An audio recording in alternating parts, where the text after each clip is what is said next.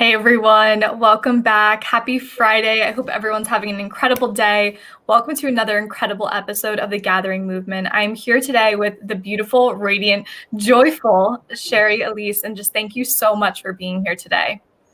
Thank you for having me. I'm honored to share this space with you. I was excited for this, and I was already feeling the buzz before we even got here. So I appreciate it. Yeah, you and I, we connected because we were both part of this incredible program, Be Seen Accelerator, which, brought together just some incredible people, as we were just saying, and really this team spirit, this community. And it was so incredible just to be in your space, because truly, whenever I would see you kind of pop up online, I'd be like, oh my gosh, you radiate something, and it's a deep sense of presence is how I see it. Ooh, I just got the wave. Yeah, thank you for that, because I wasn't always. So it's to be recognized, for you to see that now is that means a lot to me. Yeah, I mean, for so many of us, it takes us a while and a journey to get there, but how grateful I am to be here right now, and literally to be here. Yeah. And I always say, it's not about being the loudest in the room, but it's something about inner presence, which I think really aligns with your big mission of joy and being this joy magnet. So I'd love for you to just share what joy actually means to you. Thanks for asking that. It's interesting when you say joy, and I'll be totally transparent about this.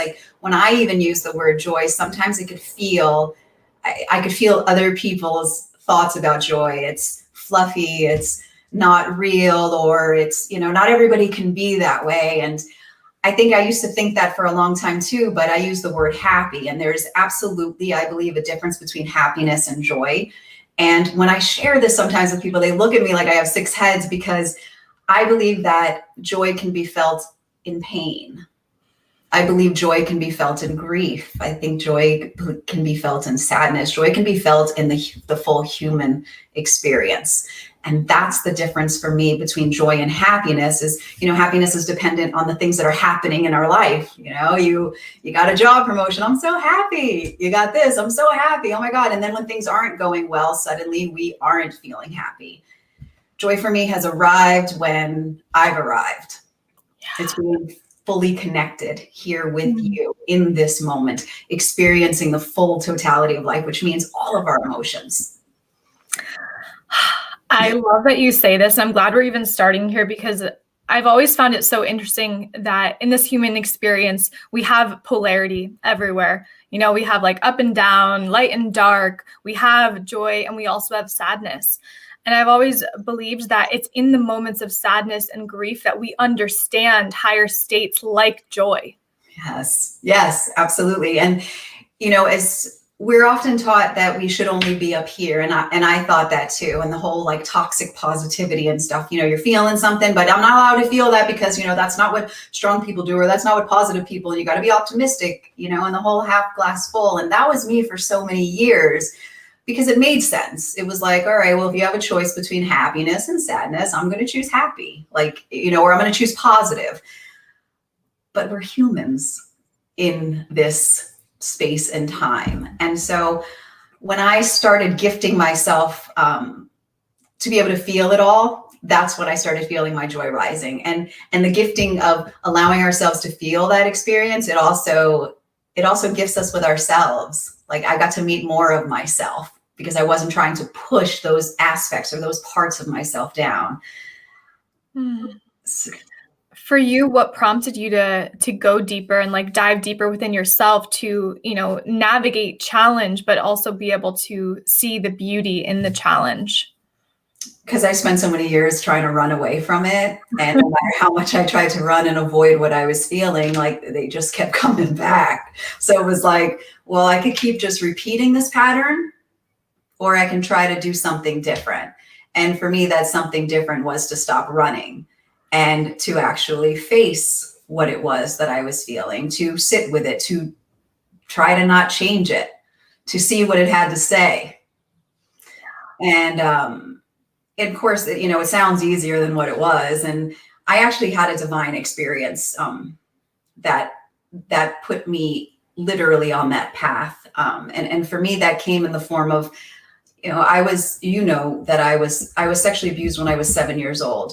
And at that time, like for so many who experienced trauma, I disconnected from myself. It was too painful to be in that space. And so I spent many years running from the little girl in me, who I found out years later just needed me, right? And so it was on a trip I was on my way to work. I was waiting tables at the time, and I write about it in my book. So it's in much more detail, but I want to keep this concise for everybody. But truly what happened is that I had a breakdown in my shower. I was starting to have flashbacks of, I'd always looked at what had happened to me from the exterior, like as if it was happening to somebody else. And this particular day, I actually felt that day. I felt that moment. And so I had this breakdown in the shower, and long story short, I'm someone who believes in signs, and I turned my computer on. I knew I had to go somewhere, and there were flashing signs for Sedona. And I'd never been to Sedona. I just heard like, oh, there's like crazy energies there, and there's a lot of healing there. So I was like, well, let's go get healed.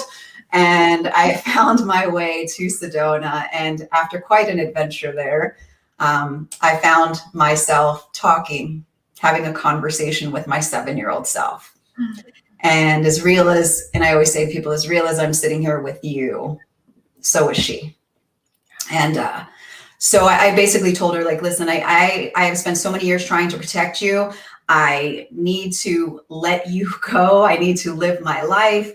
And fast forward, when I left, I felt lighter, but there was something still wrong. And 5 years later, in the middle of a church in Italy, on the 3rd month of my solo trip there, I heard the voice in this church that said, you weren't supposed to leave her. You were supposed to love her. And when you asked me what began that journey back to, I don't even know if that's what you asked me, but what I heard was what began that journey back to yourself. And that was it. That was the moment where I realized I can't keep running from her, and I have to sit with her. Ooh, there's so many even synchronicities here. I mean, for me, Sedona has one of the largest places in my own heart. So much healing has occurred there for me. So how special. And as you're saying this too, I'm curious the response that you typically get when you invite people to talk to their child self. Is it open arms? Do people understand what that means? Are they ready to go there? Well, it's interesting because I attract a certain kind of people. So a lot have already heard about it. They may not have known how to or what you're supposed to. So there is an openness. And if there's not, I don't hear about it. They probably just disappear. But I think that I approach it in a relatable way, like where I understand when I tell someone a story, like that I'm talking with my 7-year-old self in her camp clothes, like that. If it were me and someone had told me that years ago, I'd been like, okay, crazy. Like, I get it, So when I share these stories and I share about the inner child, I think there is a truth that rings for people. And they understand that there's something there. So there is a willingness sometimes. And then other times it's like, they just don't go down that road with me. Yeah. Makes sense. Yeah. That's why we've been able to connect so easily because, yes, I understand this. And a lot of people in my own community would understand what this means to talk to this just childlike version of ourselves, or really envision ourselves in those times, because so much of our life is created from, these early childhood experiences, our life view, our perspectives, everything is created during those times. Yeah. And it's amazing to me how we forget, like we believe that, this was just that part of our lives because we're told, like you got to fit in and you got to do all these things and take all of these steps. And then you become an adult and you have responsibilities. And it's like this whole aspect of ourselves, we close ourselves off to.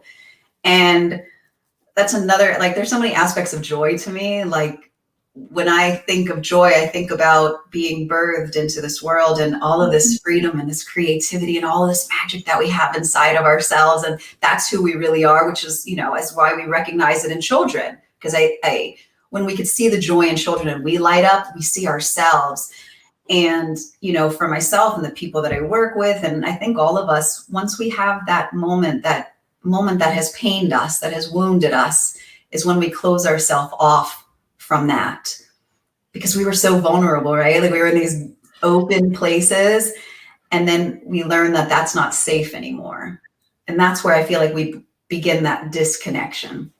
Yeah. So everything that you are doing now is like reminding people of the real connection, of the reconnection, of the remembering, right, of who they really are, of the joy that's within all of us that's never left. It's our birthright.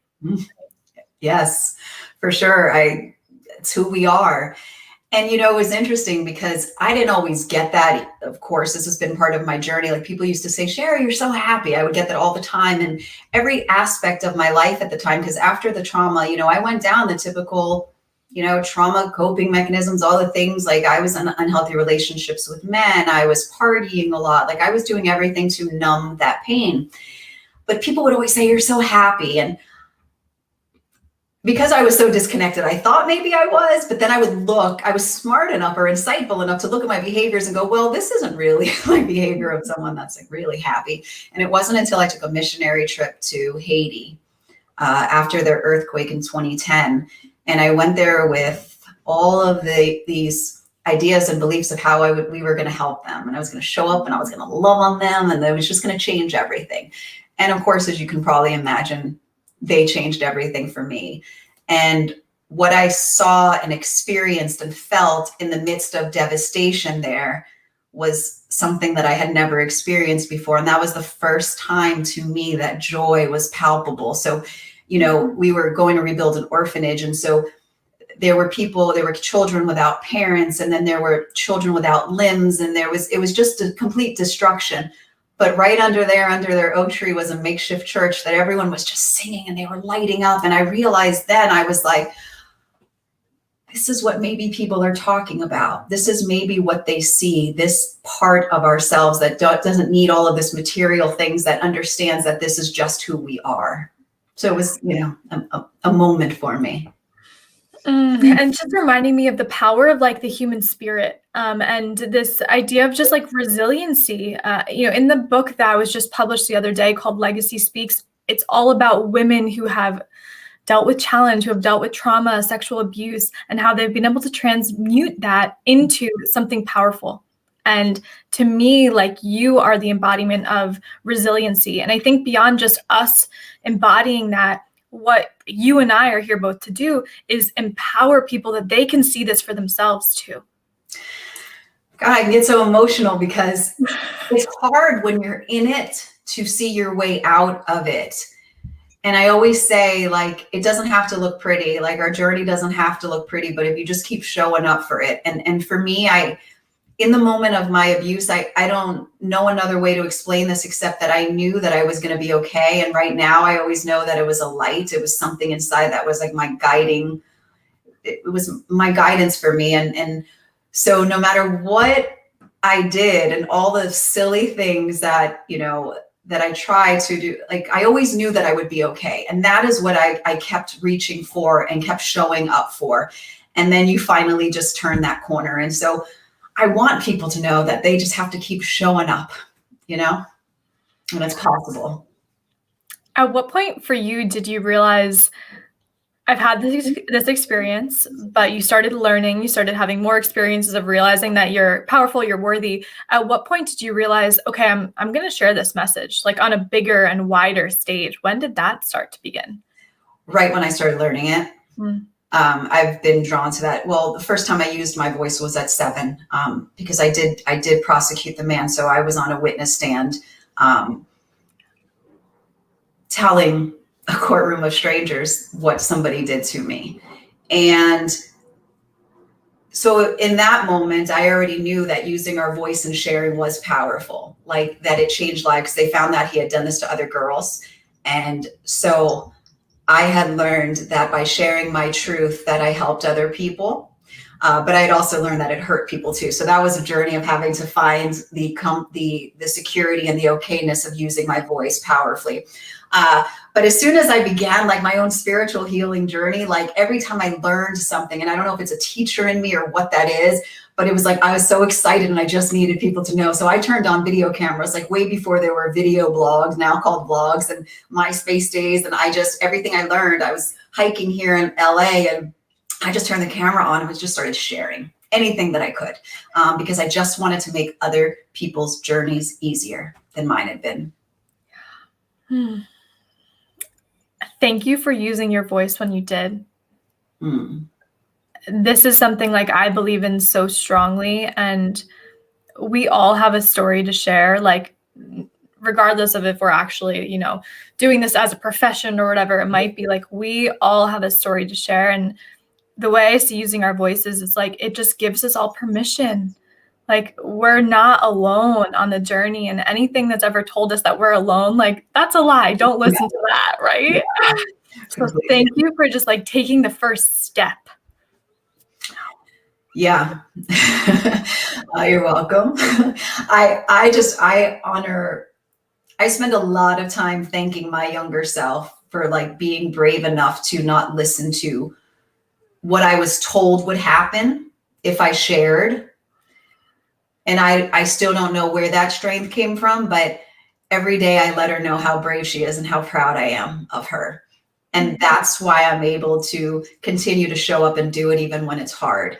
And as someone who is a coach and as someone who is a speaker and someone who does this stuff, like it's so important that we share all truths, not only the highs, because we do such a disservice for people if we just always say, oh, everything's always great. Like I just had a Zoom call set up yesterday with someone that we actually met in BSA, and I had so much anxiety yesterday. Like and I share that because I'm still a human. And I think it's important to share every aspect of our journeys.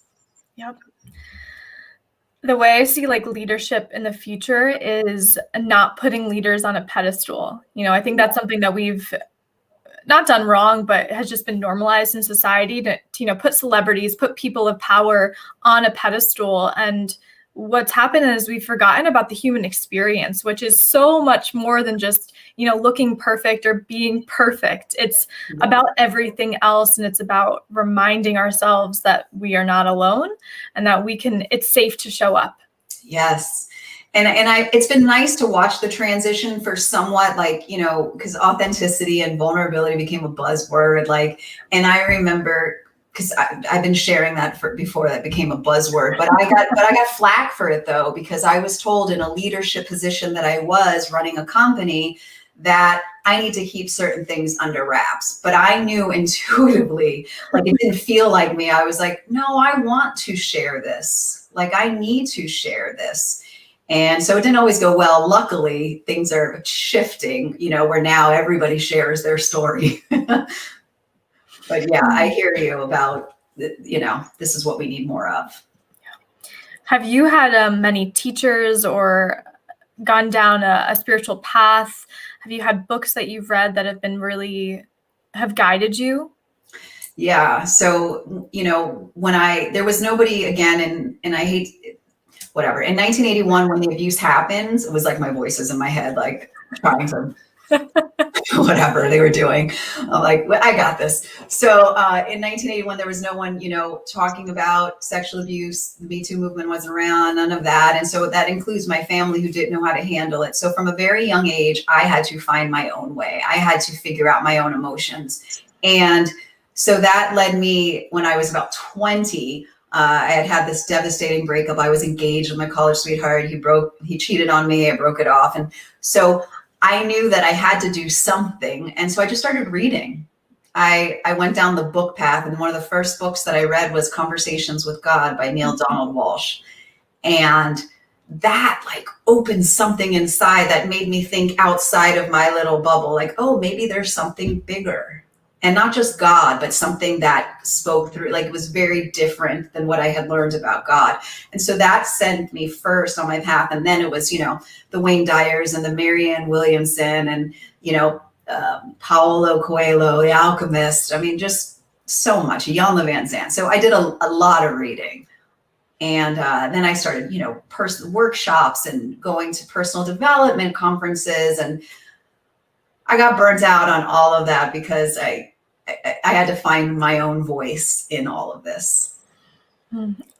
It always feels like, because I know I experienced this for myself too. I went down this like endless rabbit hole of researching about health, nutrition, wellness, all this stuff. And then, the self-help, personal development books, rabbit hole. Yep. And there comes a time in the journey, I know I felt this for me personally, was like you turn into, instead of consuming, you're ready to go inward, and then you get ready to, okay, how am I going to share this in a way that feels like good for me and that I understand and I can articulate from like my heart. Yes. And that's what it was. And then it turned into like more creativity at some point. Like it just kept expressing itself in different ways. And even now it's hard for me. Like there's this Tony Robbins thing that's going on right now. And all of these events that are all like motivational, and I can't even find I don't know if it's because I OD'd on it when I was like in my 20s, but I can't even find myself getting excited by this stuff anymore because I'd much rather just sit with my own self and my own guidance and wisdom. And so that's, where I'm at. So I have like tons of books that I'm so interested in reading. My nightstand has like 6 books on it. And I'm like, my fiance is like, why do you keep ordering books? You're not reading them. I'm like, because one day I feel good to them. Guilty of having like 5 books open at once. I think I have It's Not Your Money by Tosha Silver, You're a Badass by Jen Sincero, the book by, I don't remember his name, but there's so many. And thank you to all the authors out there who have provided us so many opportunities. Yes, exactly. So I'm a visionary. I'm a big picture, global type of person. I'd love for you to share what you think the world would look like, what the environment would be if we were all tapped into our own inner joy. Peace. World peace.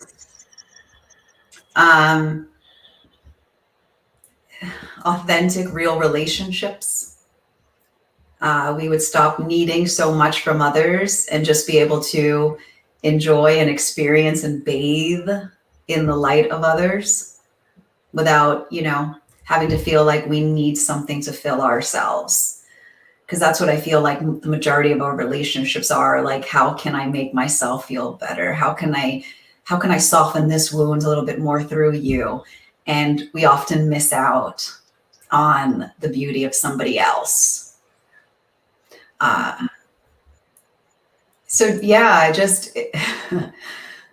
Peace, inner world, all of it. I love that. And then sometimes I still think to myself, but we live on a polarity planet. So is it part of our human experience to have, all sides of the equation? And I remember there's a teaching that goes something along the lines of, what is a bad man? What is a good man? Hold on. What is a bad man but a good man's teacher? And what is a bad man but a good man's job? I might have butchered that, but it's something along the lines of polarity. Like, would we have our missions if we didn't have the challenge? Probably not. I know that it's necessary.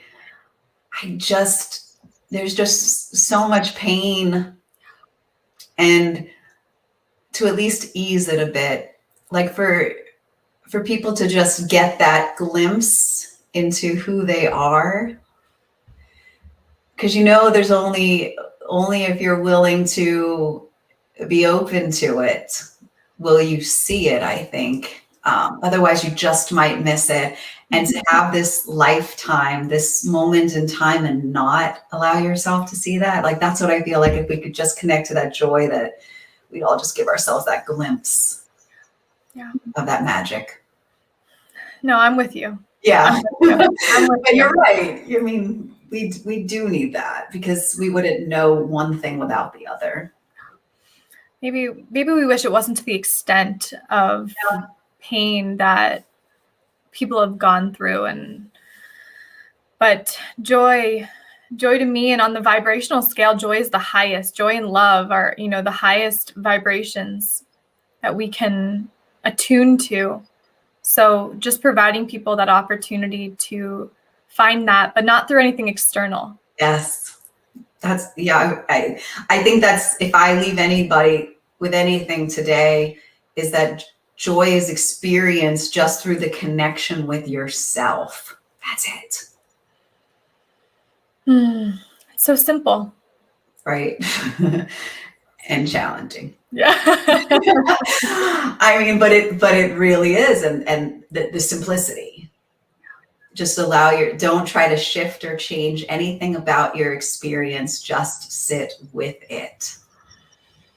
I love this. I love all of it. I love your mission. I love that you use your voice and you are willing to talk about things that are challenging to speak up about, but, willing to do it anyway. Thank you. And thank you for giving me this opportunity to be able to share more of this. These are the things that, carry me. Yeah.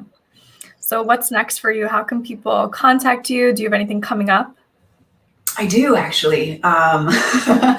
Yes, at the end of this month, it's been a challenge, to say the least, for the last year with the pandemic and with racial injustice, political uprising, all of that stuff. And so I thought, what people really need, well, as much as a haircut is great and a new outfit and that fresh look, what about giving people a joy makeover? And so I'm doing a virtual joy makeover at the end of this month on the 29th. And it's just an opportunity for us to get on Zoom to really share space. It's 3 hours. We're going to meditate. We're going to journal. We're going to dance. You can bring mimosas or mocktails, whatever you want, and just connect with ourselves. So that's something fun that's coming up. And really, I'm working on getting my voice out there still in bigger ways, more speaking opportunities, and just coaching who's ever ready to be guided back to themselves. Fantastic. How can people find you? Where are you at on social media? I'm on mainly Facebook and Instagram. So Facebook is my old brand name, Sharing with Shari. And yeah, I had a little theme song and everything. And then I was like, once I wrote my book, I was like, you should probably change your name. And then on Instagram is Shari Alyse. And you can find all that on my website, sharialyse.com. Perfect. Amazing. Well, thank you for being here. Thank you for sharing your story and your words and your wisdom and just, again, your presence. Like, that's what stood out to me so much about you. It's beyond looks. It's beyond anything. It's literally like a knowingness, a presence within you that can be felt. It's palpable. Thank you. Yeah. Thank you for letting me share this space with you. You're so welcome. Thank you. And thank you to everyone who supports our show and this mission, which is really all about empowering each other. It's about sharing powerful stories, and it's about doing this in community, because I really do not see a future where we're doing this alone. This is about coming together in challenging times, coming together to share our stories, and coming together to remember who we really are. So thank you all so, so much. And I hope you guys have just the most blessed and beautiful weekend ahead. Thank you, Shari. Thank you.